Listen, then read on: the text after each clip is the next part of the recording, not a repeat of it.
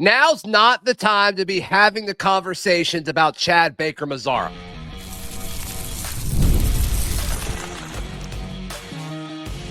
You are Locked On Auburn, your daily podcast on the Auburn Tigers. Part of the Locked On Podcast Network, your team every day. Yes, welcome on into Locked On Auburn, your daily Auburn Tigers podcast. I'm your host, Zac Blackerby, and thank you so much for making Locked On Auburn your first listen every single day. Joining me as he does every single Tuesday, it is a Charlie Tuesday. Auburn message board legend, the Charlie 5, also known as Kyle Rush. You can find him over at the bar at auburn.com. What's with Auburn football recruiting? Nobody's committed in a hot minute. Should we be concerned? Also, what's the best path for Auburn basketball in the SEC tournament?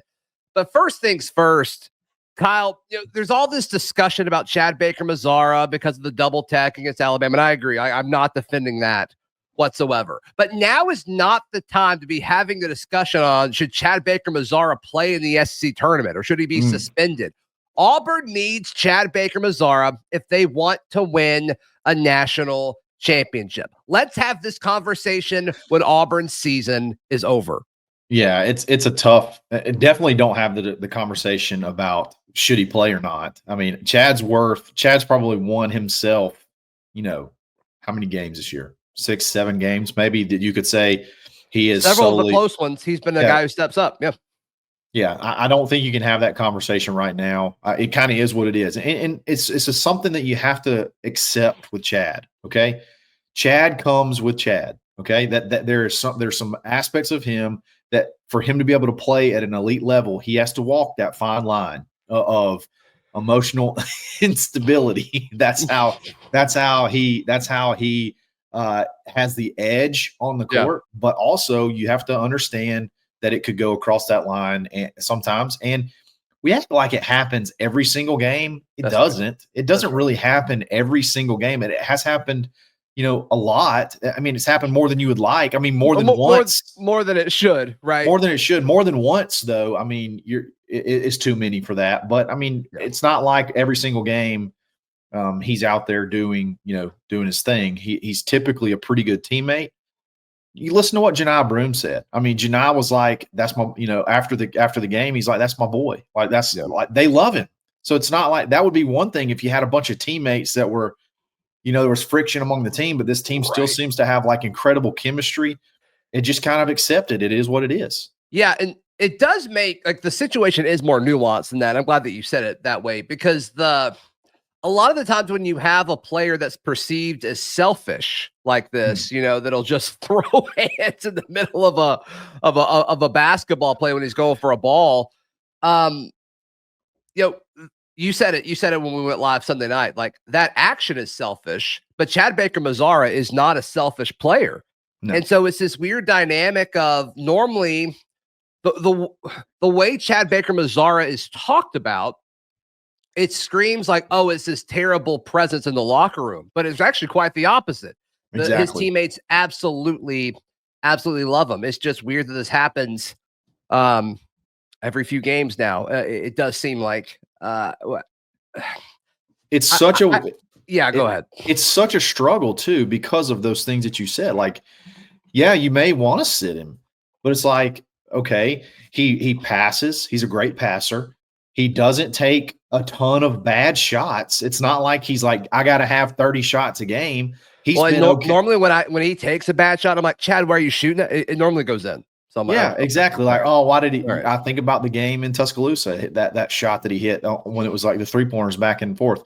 He doesn't take a lot of bad shots. He's okay giving up some of his minutes. He's talked about that openly to let other players play. Yeah. Like he does all the things as a basketball player that you want. He's not a locker room issue, like you said, but for whatever reason, he's got that. He walks that fine line, and it can turn into a bad foul, a technical foul at a very inopportune time. And I think he's going to be picked on. People are going to target him. We've seen that last half of the season, no question. So you got to be prepared to manage it. Yeah. So I put up a post on social media once Bruce said, hey, Chad's he's got another year of eligibility. So I just put the question out, like, who wants more, Chad Baker-Mazara or something like that. And of course, like leading up to the game, that post is like, yes, this is awesome. Oh, other teams are going to hate this, right? And then I guess a few people like were searching for Chad Baker-Mazara or something, and that post came up, and it was just flooded with a bunch of Auburn fans saying like, no, he needs to be done. We need to move on from him. Yeah. And I'm like, don't know if I agree. Don't know if I agree. But as far as like, if you want to have that discussion, let's have it when Auburn's season is over. Yeah, let's don't. The argument of he doesn't need to play anymore. It's like, well, I don't think Auburn wins the national championship if Chad Baker-Mazara doesn't play. So they don't beat Yale last year because Chad didn't play. I mean, it's very clear. If he doesn't get ejected, like I think Auburn wins in overtime because they need Chad Baker-Mazara. So, I mean, I know Janai Broome is like the stat machine and the force, but there's been times throughout the season that Chad Baker-Mazara is the engine that makes this thing go. And it's been different folks throughout the season in different moments, but a lot of it has been Chad. And I just can't imagine, Auburn playing 3 games in the SEC championship and then 6 in the NCAA championship. I can't imagine them going 9-0 without Chad Baker-Mazara. I just have a hard time wrapping my brain around that. So if you think it's not worth it moving forward as a program, as in next season, that's fine. I'm not going to tell you to change your mind on that. I disagree. I think he's worth it. But to act like he deserves more punishment, like the T2 ejection, like that is the punishment. Bruce Pearl doesn't need to suspend him anymore. That is the punishment. He suspended himself, basically. Yeah, he served the punishment. That's what it is. So to add more to it, I hope it's just Auburn fans being upset. Look, I was upset after the game. Like, it's okay. Like, you lost to your rival, last second shot, overtime, historic season. It still was great. Still your best season ever. You just couldn't celebrate at that moment because you lost to Alabama. So to me, it's just like, let's be careful on what we're saying and let's just think before we say some of these things. Well, here's another thing. Here's another thing to think about. Yeah. What you say has zero impact. Okay. So in other words, you're not going to change anything on Twitter. The only thing you can do is hurt things.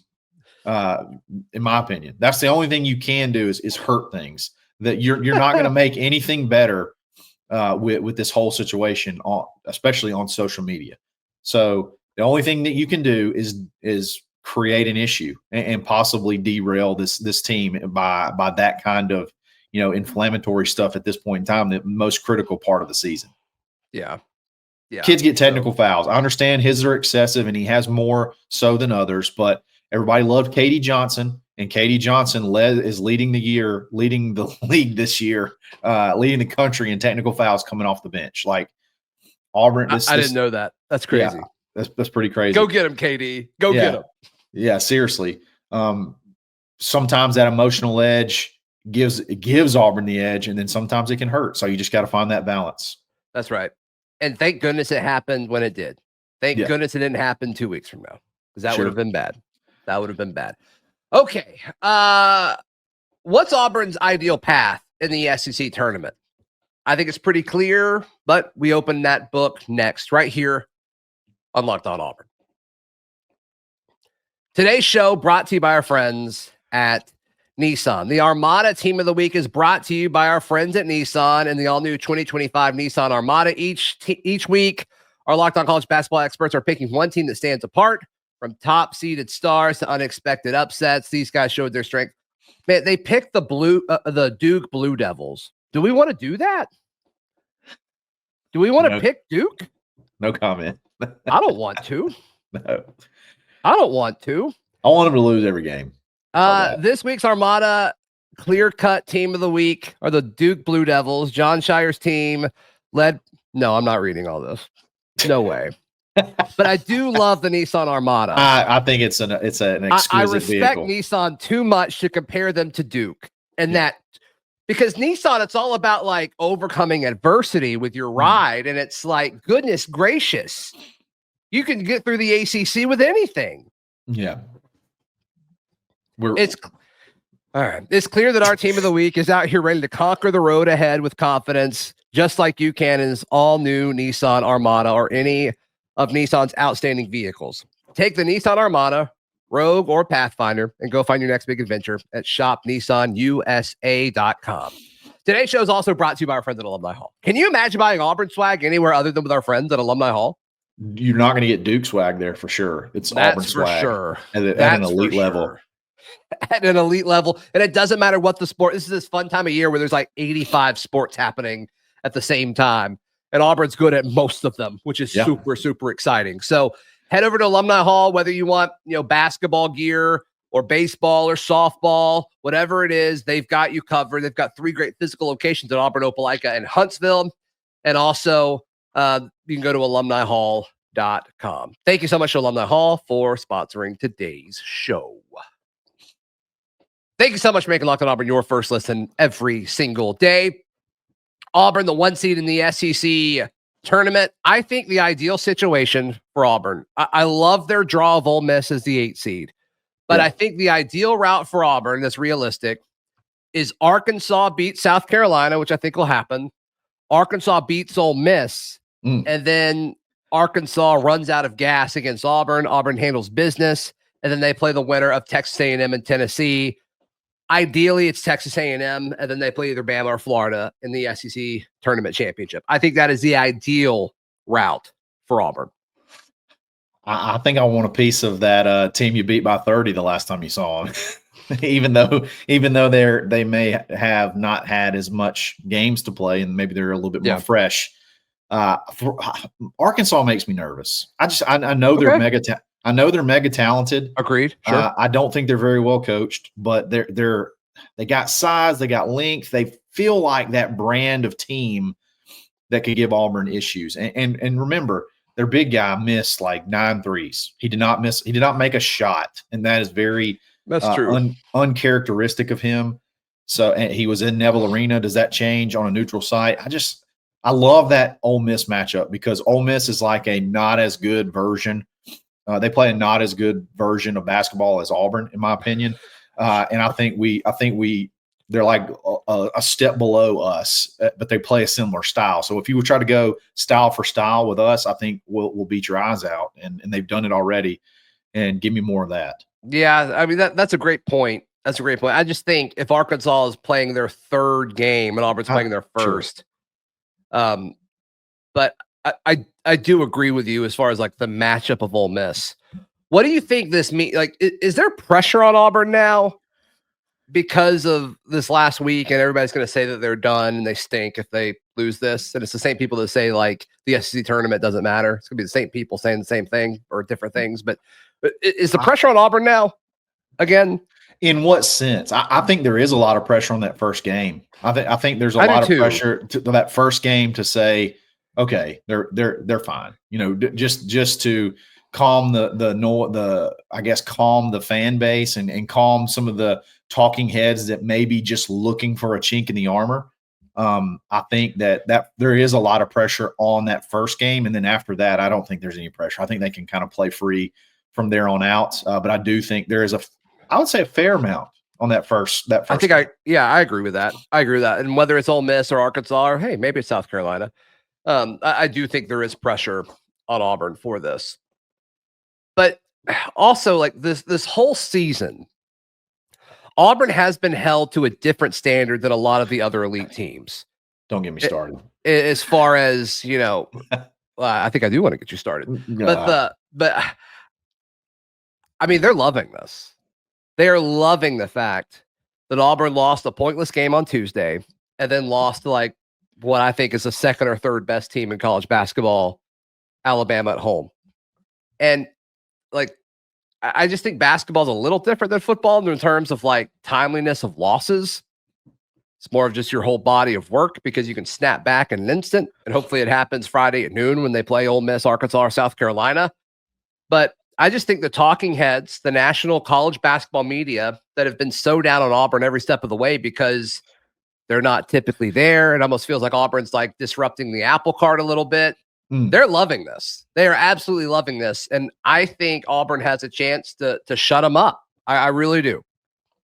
Yeah, I mean, you pick where you start. Okay, first off, it's Auburn can't be really good because they don't have an NBA player. They're winning without an NBA player, so they're overachieving. Like eventually they're going to come back to reality. That's number one. Then it was, then we're actually start beating ranked teams, and then we're not beating them by enough points. And we're 15-3 in the hardest conference that there's ever been in college basketball. Like statistically, analytically, the best conference. I mean, we're gonna have 13 teams, 11 to 13 teams in the NCAA tournament. Crazy. It's ridiculous. The SEC tournament may be a bigger achievement winning it than the actual NCAA tournament. It's just one thing after another. And now that you've lost 2 games that didn't even cost you anything. That's right. You lost 2 games that didn't mean anything. In the grand scheme of everything, you lost 2 games that meant nothing. It's like they're just waiting. They're just waiting for the opening to be able to pounce on Auburn. And that's why I think the pressure is going to be ramped up on that first game, because if you lose that one, you've lost 3 straight, which again, I don't see happening, but if you lose 3 straight going into the tournament, the noise is going to be very, very loud. It will be. Yeah. And I think the pressure will be on even more so. And I mean, I don't know if we'll really have an argument against it unless they just go out and win games in the tournament. So, but also, I don't know. We'll get into that once the bracket is set. So Auburn, Kyle wants to play Ole Miss. I want to play Arkansas, and then I want another shot at Texas A&M in the semifinals. But I'd love to play Tennessee again as well. Let us know, what do you think the ideal path is for Auburn later this week? It's been a minute since somebody's committed. Are we okay? Yeah. Are things okay? We jump into that next right here on Locked On Auburn.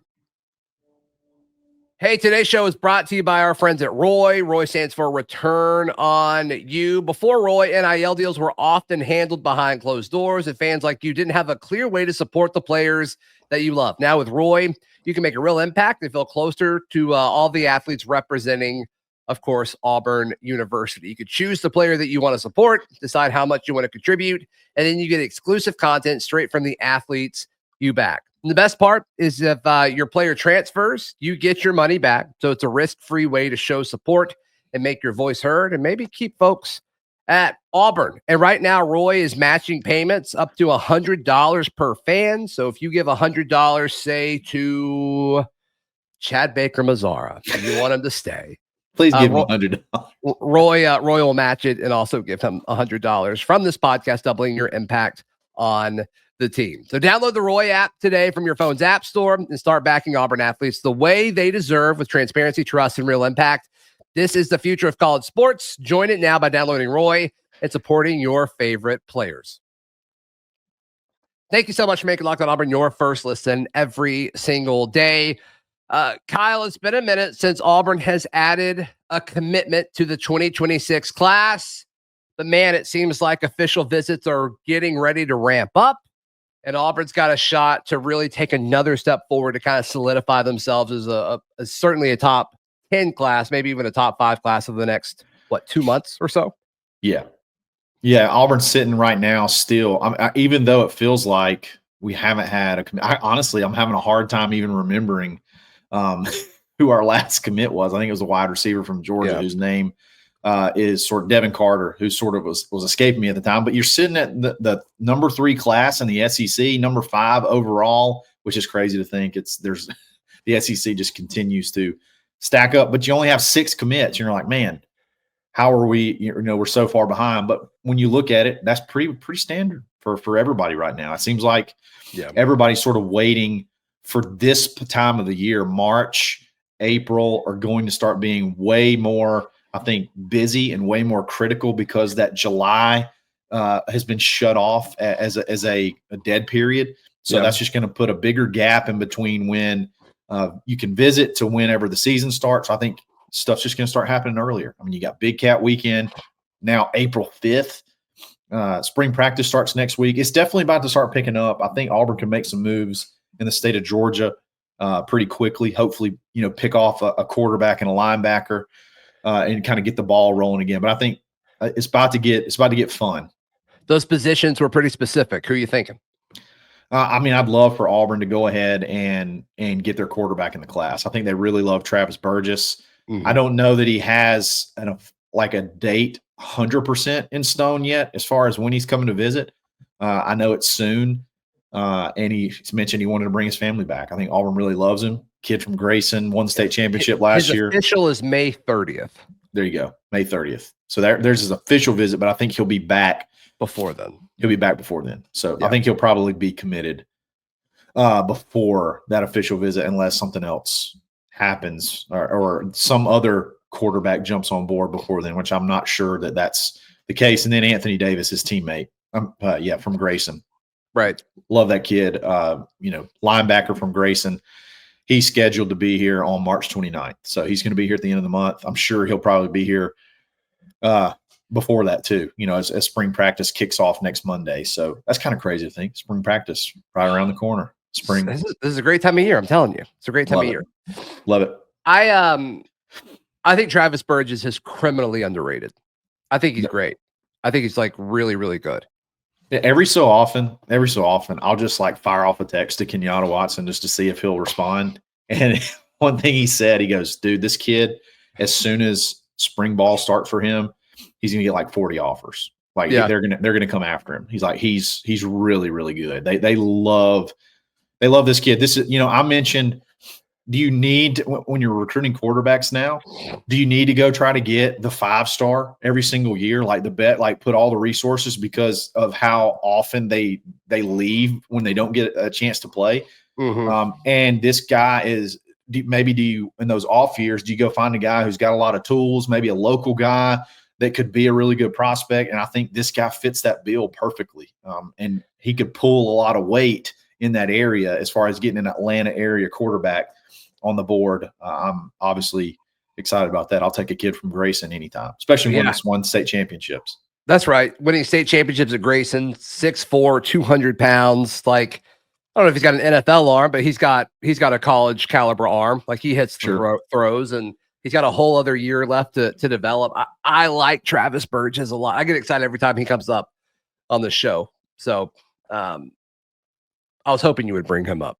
Because it looks like Wisconsin has kind of jumped into it with him as well. I think he had an official scheduled for Duke, too. I think he's going to take an official to Wisconsin based on this tweet. Yeah, so, I mean, it seems like it's Auburn, Duke, or Wisconsin now, I guess. But I still like Auburn's footing with this one.